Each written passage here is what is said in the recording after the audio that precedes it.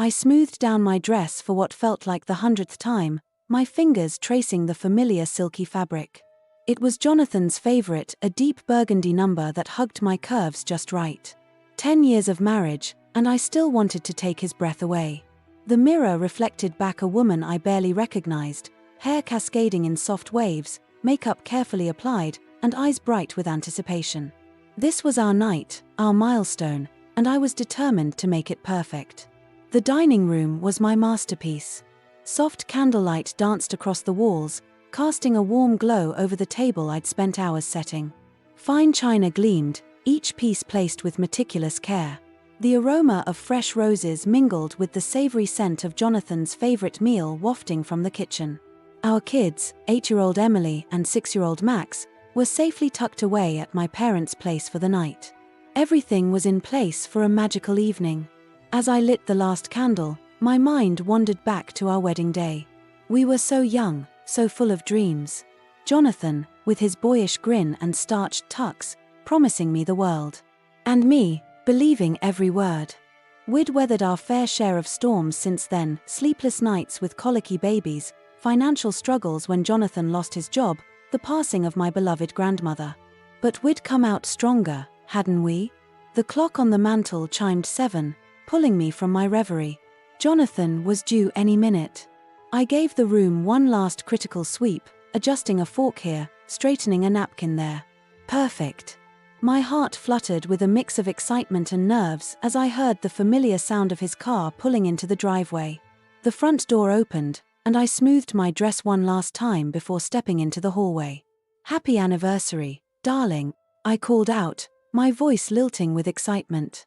Jonathan appeared, looking dashing as ever in his crisp white shirt and dark slacks. My breath caught even after all these years, he still had that effect on me. "Hey," he said, his tone oddly flat. I brushed it off, attributing it to a long day at work. He was holding a small, elegantly wrapped box, and my heart skipped a beat. I ushered him into the dining room, watching his face for that spark of appreciation I'd been anticipating all day. "Wow, Maria," he said, his eyes sweeping over the carefully prepared scene. "You really went all out." There was something off in his voice, a note I couldn't quite place. Disappointment. Guilt. I pushed the thought away, determined not to let anything spoil our evening. We sat down to dinner, and I poured us each a glass of the wine we'd been saving for this occasion. "To us," I said, raising my glass. Jonathan clinked his against mine, a tight smile on his face. As we ate, I tried to engage him in conversation, reminiscing about our favorite memories, our dreams for the future. But Jonathan seemed distracted, picking at his food and giving one-word answers. "Is everything okay?" I finally asked, unable to ignore the growing knot in my stomach. "You seem distant." Jonathan looked up from his plate, his eyes meeting mine for what felt like the first time that evening. "Just tired," he said, forcing a smile. "Work's been crazy lately." I nodded, wanting to believe him. As I cleared the plates for dessert, a decadent chocolate cake I'd spent hours perfecting, Jonathan finally seemed to perk up a bit. He reached for the box he'd brought in, sliding it across the table towards me. "Open it," he said, an odd glint in his eye. My heart raced as I carefully untied the ribbon, savoring the moment. This was it, the gesture that would make up for his strange mood all evening. Maybe it was that necklace I'd been eyeing, or tickets to that play I'd been hinting about for months. As I lifted the lid, confusion washed over me. Inside lay a thick stack of papers, neatly bound. Legal papers. My eyes skimmed the top page, and suddenly the world seemed to tilt on its axis. Divorce papers. My mind reeled, trying to make sense of what I was seeing. This had to be some kind of mistake, right? A sick joke. I looked up at Jonathan, searching his face for any sign that this wasn't real. But instead of the loving husband I thought I knew, I saw a stranger. His lips curved into a smirk, his eyes cold and distant. "Surprise," he said, his voice dripping with sarcasm. Before I could form a coherent thought, let alone words, I heard snickering from the direction of the kitchen. I whipped around to see two of Jonathan's friends, Mike and Dave, standing in the doorway, barely containing their laughter. The realization hit me like a physical blow. This wasn't just a cruel prank. This was a calculated humiliation. Tears burned behind my eyes as I turned back to Jonathan. "How could you?" I whispered, my voice breaking. 10 years, 2 children, and this is how you choose to end it? Jonathan leaned back in his chair, crossing his arms. "Come on, Maria. You had to know this was coming. We've been drifting apart for years. I just thought I'd make it memorable." Memorable. The word echoed in my head, each repetition like a knife twisting in my gut. The candles, the roses, the meal I'd spent hours preparing, all of it suddenly felt like a mockery. I'd poured my heart into celebrating our love, and he'd turned it into a spectacle for his amusement. I stood up abruptly, my chair scraping loudly against the floor. The room spun around me as I struggled to breathe. Without a word, I fled from the dining room, desperate to escape the suffocating atmosphere of betrayal and humiliation. I could hear Jonathan calling after me, his voice a mix of amusement and feigned concern, but I didn't stop. In the foyer, I grabbed my coat and purse with trembling hands. As I fumbled with the front door, I heard footsteps behind me. "Maria, don't be so dramatic," Jonathan said, his tone condescending. "It's just a bit of fun." I turned to face him, tears now flowing freely down my cheeks. "Fun?" I spat out, my voice barely above a whisper. "You call destroying our marriage, humiliating me in front of your friends, fun?" For a moment, I thought I saw a flicker of remorse in his eyes. But it was gone as quickly as it appeared, replaced by that infuriating smirk. "You always did take things too seriously," he said with a shrug. Without another word, I wrenched open the door and stepped out into the cool night air. The contrast between the warmth of the house, the home we'd built together, and the chill outside was jarring. As I hurried to my car, I could hear the muffled sounds of laughter resuming inside. Each chuckle felt like another betrayal, another nail in the coffin of our marriage. I collapsed into the driver's seat, my entire body shaking. The tears came in earnest now, great heaving sobs that racked my body. How had I been so blind? How had I not seen this coming? As I sat there, surrounded by the familiar smell of leather and the faint scent of the air freshener Jonathan had bought me for Christmas, I felt my world crumbling around me. After what felt like hours but was probably only minutes, I managed to calm myself enough to start the car. I needed to get away, far away from the house that now felt like a monument to my shattered dreams. Without really thinking about it, I found myself driving towards my sister Clara's house. If anyone could help me make sense of this nightmare, it was her. As I drove through the quiet streets of our suburban neighborhood, my mind raced. What would I tell the kids? How would I face our friends, our colleagues? The thought of the pitying looks, the whispered gossip, made me feel physically ill. And beneath it all, a question burned. Why? Why had Jonathan chosen to end things like this? Was our entire marriage just a joke to him? By the time I pulled into Clara's driveway, I felt hollowed out. The initial shock was wearing off, replaced by a deep, aching numbness. I barely had the strength to lift my hand and ring the doorbell. When Clara opened the door, one look at my face told her everything she needed to know. "Oh, Maria," she breathed, pulling me into a fierce hug. And there, in my sister's arms, I finally let myself fall apart completely. I don't know how long I sat there in Clara's living room, my makeup smeared and tissues crumpled in my lap. Time seemed to lose all meaning as the events of the evening replayed in my mind on an endless loop. Clara, bless her, didn't push me to talk. She just sat beside me, her hand on my back, a silent pillar of support. When I finally found my voice, it came out as a hoarse whisper. "He had divorce papers, Clara. On our anniversary." The words hung in the air, their weight almost tangible. Clara's sharp intake of breath was the only indication of her shock.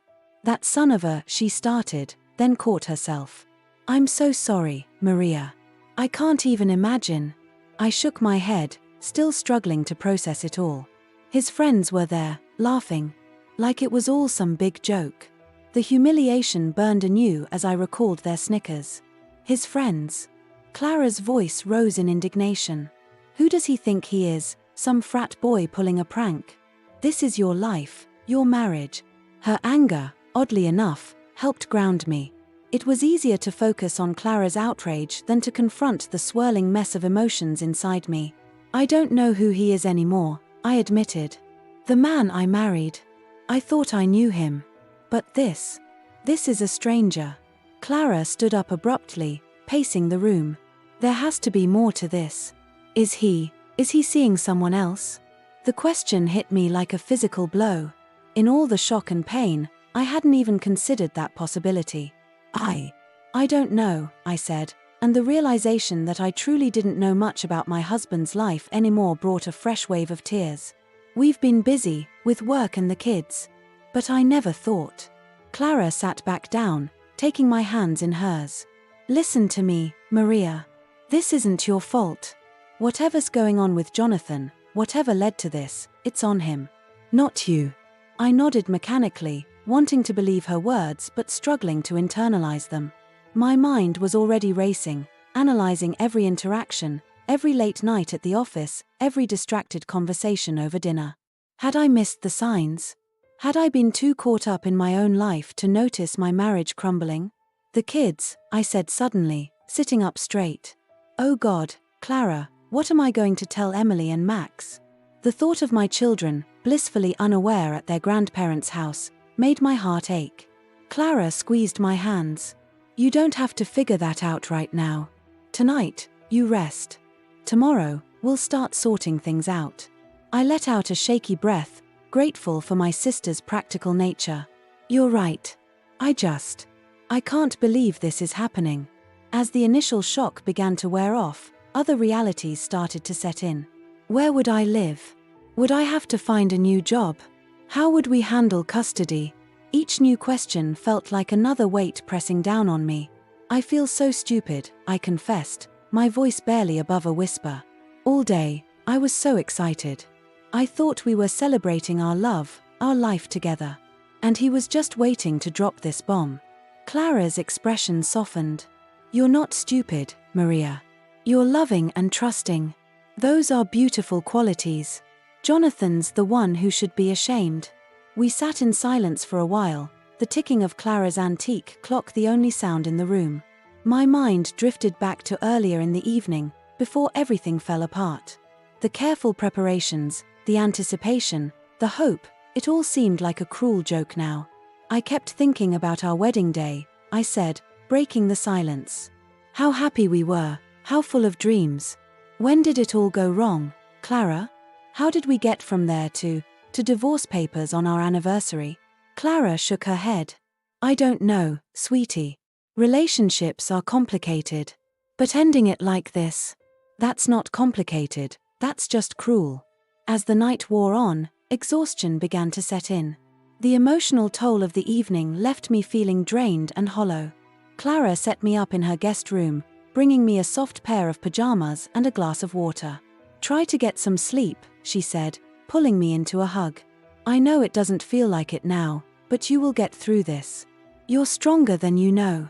I nodded, grateful beyond words for my sister's support. As I settled into the unfamiliar bed, I couldn't help but think of my own bed at home. Would Jonathan be sleeping there tonight? Or would he be out celebrating his newfound freedom with his friends? Sleep, when it finally came, was fitful and filled with disjointed dreams. I woke several times, momentarily disoriented, before the crushing reality of my situation came flooding back. When morning finally arrived, I felt as if I hadn't slept at all.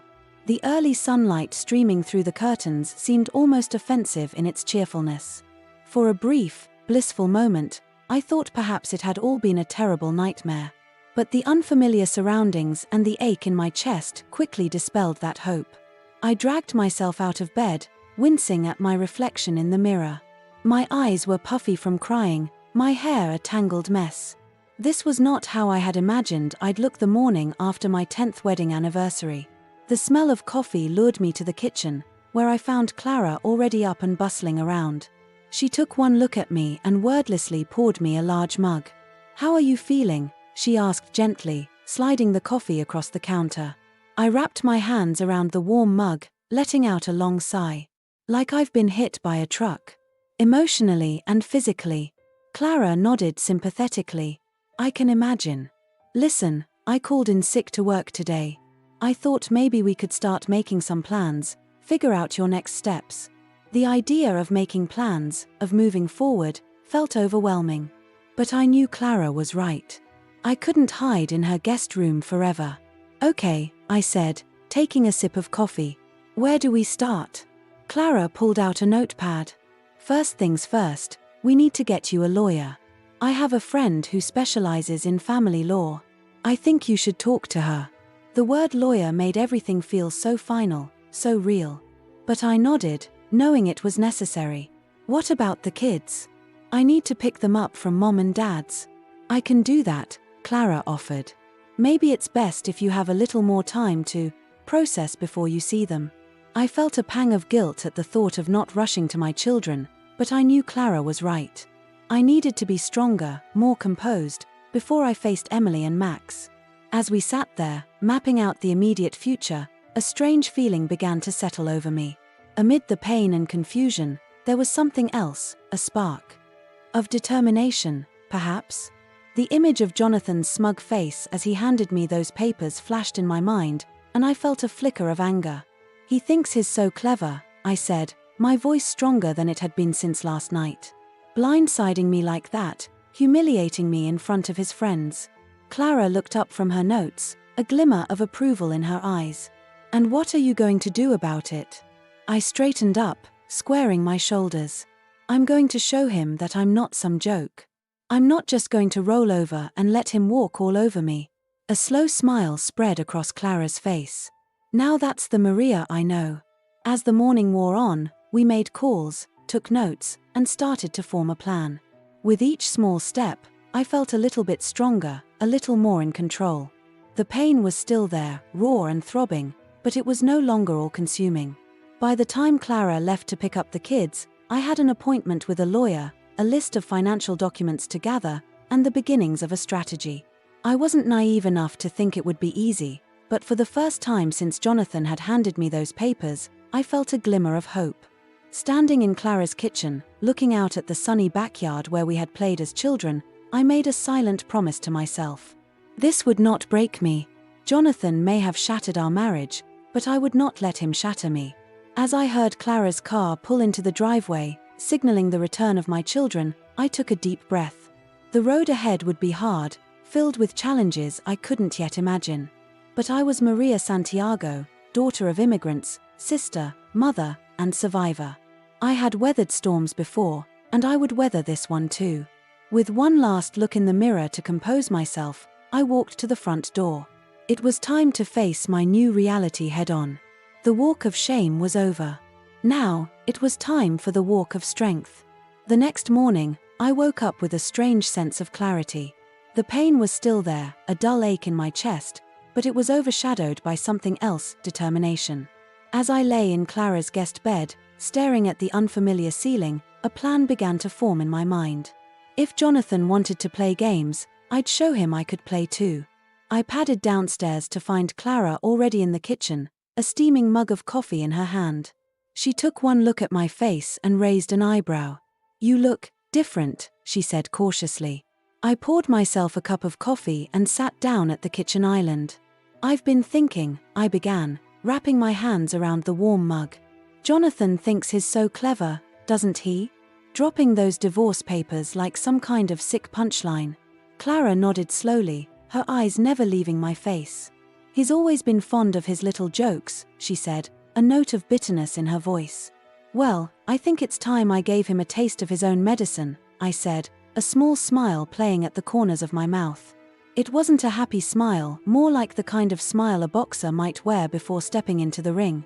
Clara leaned forward, intrigued. "What did you have in mind?" I took a sip of coffee, organizing my thoughts. "First, I need information.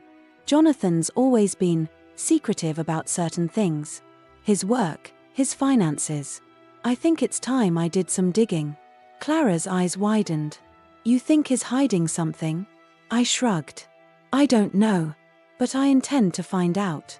The next few days were a whirlwind of activity. While Clara took care of Emily and Max, shielding them from the storm brewing between their parents, I threw myself into my investigation. I started with our home office, meticulously going through every file, every drawer, every hidden corner. It didn't take long to realize that Jonathan had been far more secretive than I'd ever imagined. Hidden behind a false back in his desk drawer, I found a stack of bank statements for an account I'd never known existed. My hands shook as I flipped through the pages, my eyes widening at the sums involved. Where had all this money come from? But that was just the beginning. As I dug deeper, a pattern began to emerge. Mysterious business trips that didn't align with his company's records. Email exchanges with names I didn't recognize, filled with coded language that made my skin crawl. And then, buried in a folder of old tax documents, I found a lease agreement for an apartment across town, signed 6 months ago. My heart pounded as the pieces began to fall into place. The late nights at the office, the sudden business trips, the gradual emotional distance, it all made a sickening kind of sense now. Jonathan hadn't just been planning to leave me, he'd been living a double life for months, maybe even years. Armed with this knowledge, I reached out to the lawyer Clara had recommended, a sharp-eyed woman named Evelyn Ross. When I laid out everything I'd discovered, her eyebrows shot up. "Mrs. Santiago," she said, leaning back in her chair, "I think we have more than enough here to ensure a very favorable settlement for you. But," she paused, a glint in her eye, "if you're interested in a bit of poetic justice, I might have an idea." I leaned forward, intrigued. "I'm listening." Evelyn's plan was bold, even risky, but as she laid it out, I felt a thrill of excitement. This was my chance to turn the tables, to show Jonathan that I wasn't the pushover he clearly thought I was. Over the next week, I threw myself into the preparations. I gathered evidence, made discreet inquiries, and slowly but surely built my case. All the while, Jonathan remained blissfully unaware. He'd tried calling a few times in the days after his anniversary surprise, but I'd let his calls go to voicemail. Let him stew in his own uncertainty for a while. Finally, everything was in place. I sat at Clara's dining room table, surrounded by documents, photos, and printouts. My hands shook slightly as I arranged everything in an elegant box, the same kind Jonathan had used for his divorce papers. "Are you sure about this?" Clara asked, watching me with a mix of concern and admiration. I paused, my hand hovering over the box. Was I sure? This wasn't like me. I'd always been the peacemaker, the one who smoothed things over. But then I remembered the look on Jonathan's face as he handed me those papers, the sound of his friends' laughter echoing in our dining room. My resolve hardened. "I'm sure," I said, tying the box with a ribbon. The next morning, I woke early. I'd barely slept, my mind racing with anticipation. I dressed carefully, choosing an outfit that made me feel strong, confident. As I applied my makeup, I hardly recognized the woman staring back at me in the mirror. Her eyes were sharp, determined. This was a woman who wouldn't be made a fool of. I drove to Jonathan's house, my heart pounding with each mile. I knew he'd be at work, which was perfect for my plan. I parked across the street, watching as a courier I'd hired approached the front door with my package. As the courier drove away, I felt a strange mix of emotions wash over me. Part of me wanted to rush in, to see Jonathan's face when he opened that box. But I knew that wasn't the smart play. No, I'd let him stew in his own juices for a while. I drove back to Clara's house, my mind already racing ahead to the next steps. I had no illusions that this would be easy. Jonathan wouldn't go down without a fight, especially now that I was onto him. But for the first time since that disastrous anniversary dinner, I felt like I had the upper hand. Back at Clara's, I found my sister waiting anxiously. "Well?" she asked as soon as I walked through the door. I allowed myself a small smile. "It's done," I said, collapsing onto the couch. "Now we wait." The waiting, as it turned out, was the hardest part. Hours ticked by, feeling like days. I tried to distract myself by playing with Emily and Max, but my mind kept drifting back to that box, sitting on Jonathan's doorstep like a ticking time bomb. It was late afternoon when my phone finally buzzed. Jonathan's name flashed on the screen. I took a deep breath, steadying myself, before answering. "Hello, Jonathan," I said, my voice cool and composed. There was a long pause on the other end of the line. When Jonathan finally spoke, his voice was a mix of anger and, was that fear? "What the hell is this, Maria?" he demanded. I allowed myself a small, satisfied smile. "Just returning the favor, dear," I replied. "Didn't you say you wanted our split to be memorable?" Jonathan's breath hitched. "You can't. This isn't." "Isn't what, Jonathan?" I cut in. "Legal? Ethical? Funny? I think you'll find it's all of those things." "Well, maybe not funny. At least, not for you." Another long pause. I could almost hear the gears turning in Jonathan's head as he tried to figure out his next move. "We need to talk," he finally said, his voice low and urgent. "Yes, we do," I agreed. "But not today. I think you have some things to think about first, don't you?" Without waiting for a response, I hung up. My hands were shaking, but not from fear. For the first time in days, I felt truly alive. Clara appeared in the doorway, her face a mix of concern and curiosity. "Was that him?" she asked. I nodded, a grim smile on my face. It was. And let's just say, he's not laughing anymore. As I sat there, processing the events of the day, I realized something important. This wasn't just about revenge. It was about reclaiming my power, about showing Jonathan and myself that I wasn't some helpless victim. I was strong, I was capable, and I was done being underestimated. The road ahead would be challenging, I knew that. There would be legal battles, difficult conversations with the kids, judgmental whispers from so-called friends. But for the first time since Jonathan had shattered my world, I felt ready to face it all. I looked at Clara, seeing the worry in her eyes, and managed a genuine smile. "It's going to be okay," I said, and for the first time, I really believed it. As the sun began to set, casting long shadows across Clara's living room, I felt a sense of peace settle over me. The future was uncertain, but one thing was clear: I was no longer the woman who had walked into that anniversary dinner. I was stronger now, wiser, and ready to fight for the life I deserved. Jonathan had tried to write me off as a joke. But now, the joke was on him. And I, Maria Santiago, was just getting started. The morning after I sent Jonathan my gift, I woke up feeling strangely calm. It was as if a weight had been lifted off my shoulders. I knew the storm was far from over, but at least now I was the one steering the ship. I padded downstairs to find Clara already in the kitchen, nursing a cup of coffee. She looked up as I entered, concern etched on her face. "How are you feeling?" she asked cautiously. I poured myself a cup before answering. "Surprisingly okay," I said, offering her a small smile. "It feels good to take back some control." Clara nodded, but I could see the worry in her eyes. "What's your next move?" I took a sip of coffee, savoring the warmth. "Now, we wait. The ball's in Jonathan's court." We didn't have to wait long. Around mid-morning, my phone buzzed with a text from Jonathan: "We need to talk.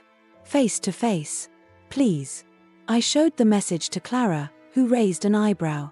"Are you going to meet him?" I nodded slowly. "I think I have to. But not alone, and not on his turf." After some discussion, we decided on a neutral location, a quiet cafe downtown that we used to frequent in our college days. I asked Clara to come with me, not to participate but to be nearby in case things got heated. As we drove to the cafe, I felt a mix of emotions swirling in my stomach: nervousness, anger, a touch of satisfaction, and underneath it all, a lingering sadness for what once was. Clara must have sensed my unease because she reached over and squeezed my hand. "Remember," she said softly, "you hold all the cards now. Don't let him manipulate you." I nodded, grateful for her support. We arrived at the cafe a few minutes early, and I chose a table near the back, away from prying eyes and ears. Clara settled at a table across the room, close enough to intervene if needed but far enough to give us privacy. When Jonathan walked in, I almost didn't recognize him. Gone was the smug, confident man who had handed me divorce papers with a smirk. This Jonathan looked haggard, with dark circles under his eyes and his usually impeccable shirt slightly rumpled.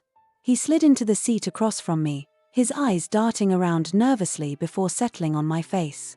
"Maria," he began, his voice hoarse. I don't even know where to start." I leaned back in my chair, keeping my expression neutral. How about you start by explaining why you thought it was appropriate to serve me divorce papers on our anniversary, in front of your friends? Jonathan flinched at my words. I was an idiot. I thought. I don't know what I thought. That it would be easier somehow. That if I made it a joke, it wouldn't hurt as much. He ran a hand through his hair, looking lost. I was wrong. So wrong. I felt a flicker of satisfaction at seeing him so unsettled, but I pushed it aside. This wasn't about revenge anymore. It was about truth.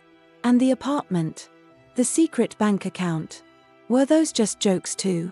His head snapped up, eyes wide with shock. How did you? I'm not as naive as you seem to think, Jonathan, I said coolly. Once I started looking, it wasn't hard to find the breadcrumbs you left behind. He slumped in his seat, looking defeated. I never meant for any of this to happen, he mumbled. I leaned forward, my voice low and intense. What exactly did you mean to happen, Jonathan? Because from where I'm sitting, it looks like you've been planning this for months, maybe even years. He met my gaze, and for a moment, I saw a flicker of the man I had married. It wasn't like that, Maria. At least, not at first. The apartment, it started as a place to work late, to avoid waking you and the kids when I came home at odd hours. The bank account was for a business venture I wanted to surprise you with. I raised an eyebrow, skeptical. And when did it change? Jonathan sighed heavily. I don't know. Gradually, I guess. The late nights got later. The business venture became more complicated. And somewhere along the way, I lost sight of what was important. As he spoke, I felt a mix of emotions washing over me. Anger at his betrayal, sadness for what we had lost, and a strange sort of pity for the man in front of me who seemed so lost. Why didn't you talk to me? I asked, my voice softer than I intended. We could have worked through this together. He shook his head, a bitter smile on his face. I convinced myself you wouldn't understand.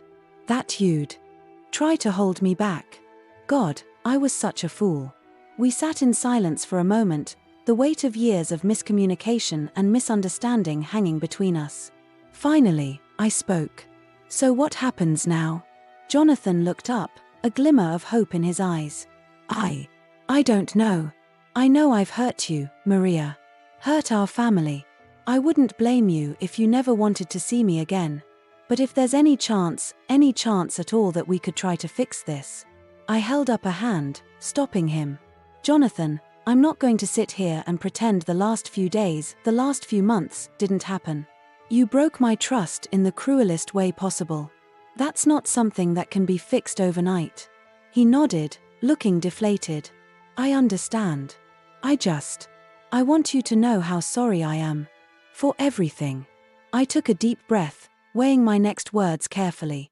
I appreciate your apology. But right now, I need time.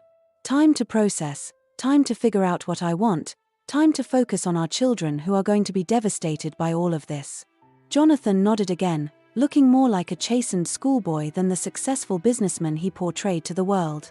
Of course. Whatever you need. I'll move out of the house.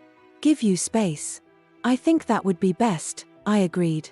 And Jonathan, I think we should let our lawyers handle the details from here on out. At least for now. He looked pained but nodded in agreement. As he stood to leave, he paused, looking down at me. For what it's worth, Maria, I do love you. I know I have a hell of a way of showing it, but I do. I met his gaze steadily. I love you too, Jonathan. But sometimes love isn't enough. After he left, Clara joined me at the table, her face full of concern. How did it go? She asked gently. I sighed, suddenly feeling exhausted. It was enlightening and draining. I think we're really over, Clara. She reached out and squeezed my hand. I'm so sorry, sweetie. But you handled it like a champ. I'm proud of you. As we left the cafe, I felt a strange mix of sadness and relief. The future was still uncertain, but at least now I had some clarity. The reveal was over, and while it hadn't gone as I might have once hoped, it had given me the answers I needed. Back at Clara's house, I found Emily and Max playing in the backyard. Watching them laugh and chase each other, blissfully unaware of how their world was about to change, I felt a renewed sense of purpose. Whatever happened between Jonathan and me, these two precious souls were what mattered most. I joined them in the yard, scooping Max up in my arms and tickling him until he squealed with laughter. As Emily ran over to join in, I made a silent promise to myself and to them. We would get through this. It wouldn't be easy, but we would emerge stronger on the other side. That night, as I tucked the kids into bed in Clara's spare room, Emily looked up at me with her big brown eyes. "Mommy, when are we going home?" My heart clenched, but I managed a smile. "Soon, sweetie. Things are going to be a little different for a while, but I promise, we're going to be okay." As I turned out the light and closed the door, I leaned against the wall, taking a deep breath. The reveal was over, but the real work was just beginning. It was time to start rebuilding, not the life I had, but the life I wanted, the life my children deserved. With one last look at the closed bedroom door, I straightened my shoulders and walked downstairs. Clara was waiting with a glass of wine and a sympathetic smile. As I sank onto the couch beside her, I felt a glimmer of hope. The path ahead was uncertain, but I wasn't walking it alone. And for now, that was enough. A week had passed since my confrontation with Jonathan at the cafe. Life had settled into a strange new rhythm at Clara's house. The kids were adjusting as best they could, though I could see the confusion in their eyes each night when they asked when we'd be going home. It broke my heart a little each time, but I knew we needed this space to figure things out. I was in the middle of helping Max with his homework when my phone buzzed. It was a text from Evelyn, my lawyer. "Need to talk ASAP. Can you come to the office?" A knot formed in my stomach. What could be so urgent? I quickly arranged for Clara to watch the kids and drove to Evelyn's office, my mind racing with possibilities. Evelyn greeted me with a grim expression that did nothing to ease my nerves. "Maria, thank you for coming so quickly," she said, ushering me into her office.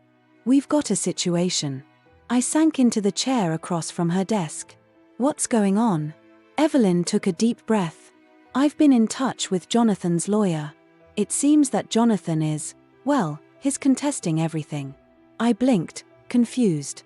"What do you mean, everything?"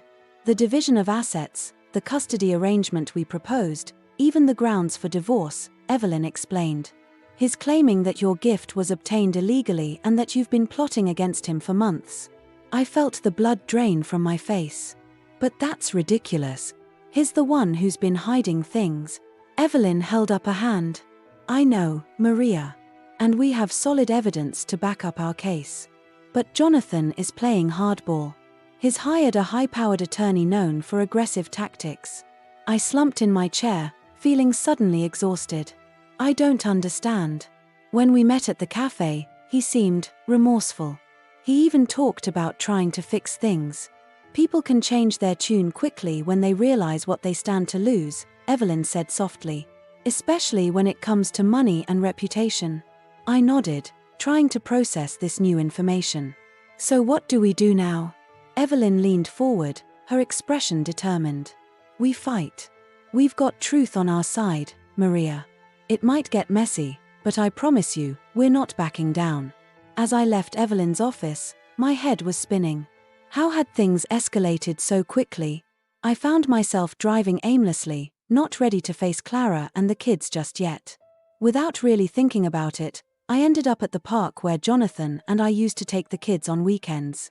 I sat on a bench, watching families play and couples stroll hand in hand. It all seemed so normal, so peaceful. How had my life become this tangled mess? My phone buzzed again. This time, it was Jonathan. My finger hovered over the ignore button, but something made me answer. "Hello," I said cautiously. "Maria." Jonathan's voice sounded strained. I guess you've heard from your lawyer by now." I closed my eyes, suddenly tired. "Yes, I have." "Jonathan, what are you doing?" There was a long pause. When he spoke again, his voice was different, harder, colder. "I'm protecting myself, Maria. You left me no choice." I felt a surge of anger. "No choice? You're the one who started all this. You're the one who lied, Who cheated? I never cheated on you. Jonathan interrupted, his voice rising. The apartment, the money, it wasn't what you think. Then explain it to me, I challenged. Because from where I'm standing, it looks pretty clear. Another pause. I can't, he finally said. Not over the phone. Not like this. I sighed, pinching the bridge of my nose. Then why are you calling, Jonathan? I don't know, he admitted. I guess I just wanted to hear your voice. To see if there was any chance we could work this out without lawyers and courts. For a moment, I felt a flicker of hope. Maybe there was still a way to salvage this, to avoid a bitter legal battle. But then I remembered the look on his face when he handed me those divorce papers, the sound of his friends laughing at my humiliation. I think it's too late for that, I said quietly. You made your choice, Jonathan. Now we both have to live with it. I ended the call before he could respond, feeling drained. As I sat there in the park, watching the world go by, I realized that this was just the beginning of a long, difficult journey. The next few weeks were a blur of meetings with Evelyn, discussions with Clara, and doing my best to keep life as normal as possible for Emily and Maximum. Jonathan had moved out of our house, staying with a friend, he said. Part of me was tempted to move back home with the kids, but Evelyn advised against it until we had a formal agreement in place. It was during one of our strategy sessions with Evelyn that the next bombshell dropped. She had just finished outlining our approach for the upcoming mediation when her assistant knocked on the door. I'm sorry to interrupt, the young man said, looking nervous, but there's something you need to see. He handed Evelyn a tablet. As she read whatever was on the screen, her eyebrows shot up. Oh, this is not good, she muttered. What is it? I asked, my heart racing. Evelyn turned the tablet so I could see. It was a local news website, and there, splashed across the top, was a headline that made my blood run cold. Local businessman claims wrongful divorce, wife's revenge plot exposed. I snatched the tablet, my eyes skimming the article in disbelief. It was all there, a sanitized version of our anniversary dinner, twisted to make Jonathan look like the victim. He claimed I had been secretly gathering information for months, planning to leave him and take everything. The gift I had sent him was portrayed as blackmail. This is insane, I sputtered. How can they print this? Evelyn's face was grim. It's a smart move on his part. He's trying to control the narrative, to paint himself as the wronged party. I felt sick. But it's all lies. We have proof which we can't release to the public without compromising our legal strategy, Evelyn finished.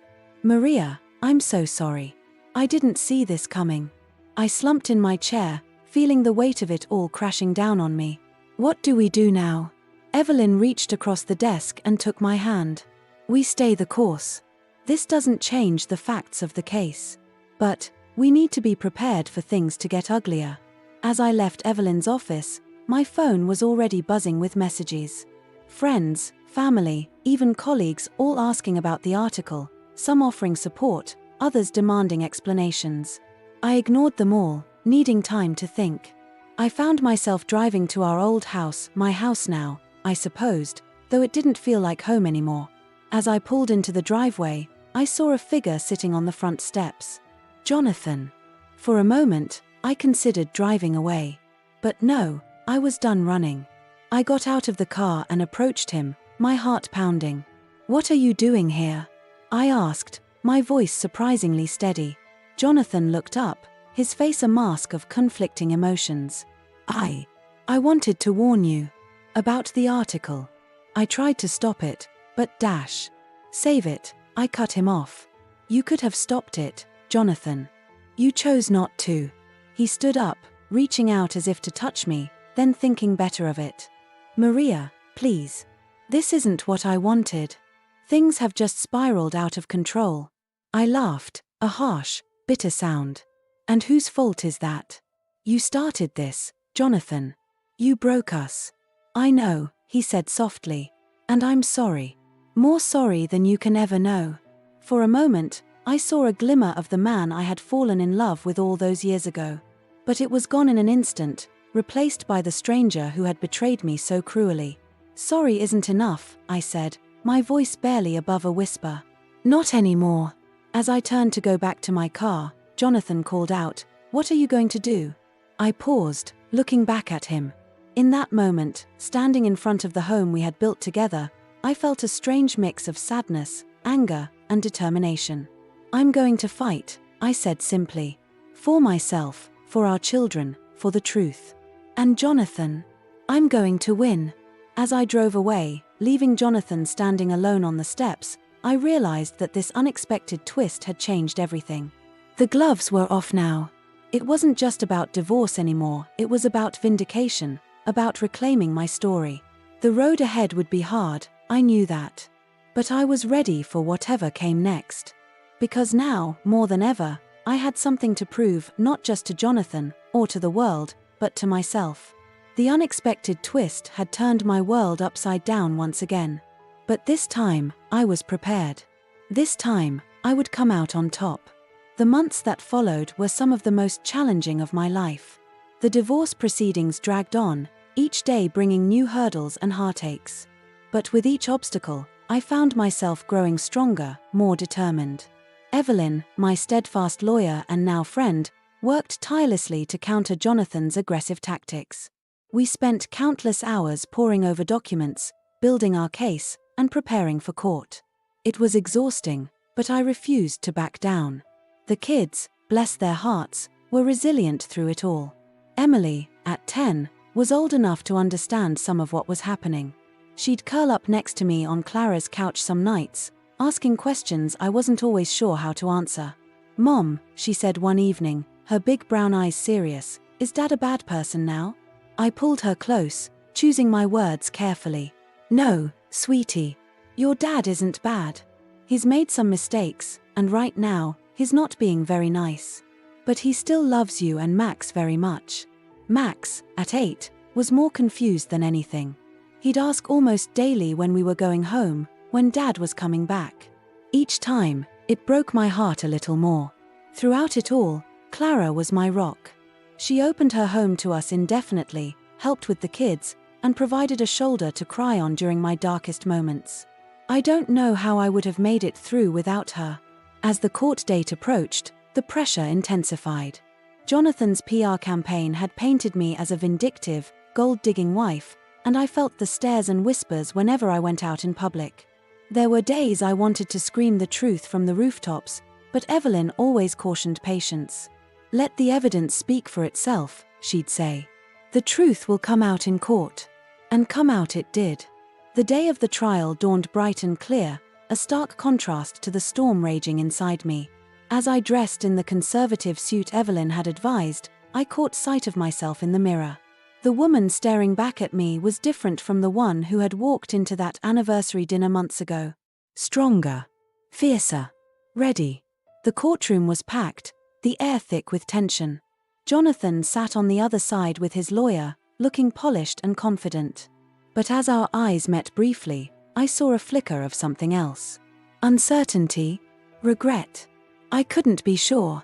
As the proceedings began, I steeled myself for what was to come. Jonathan's lawyer went on the offensive immediately, painting me as a manipulative S.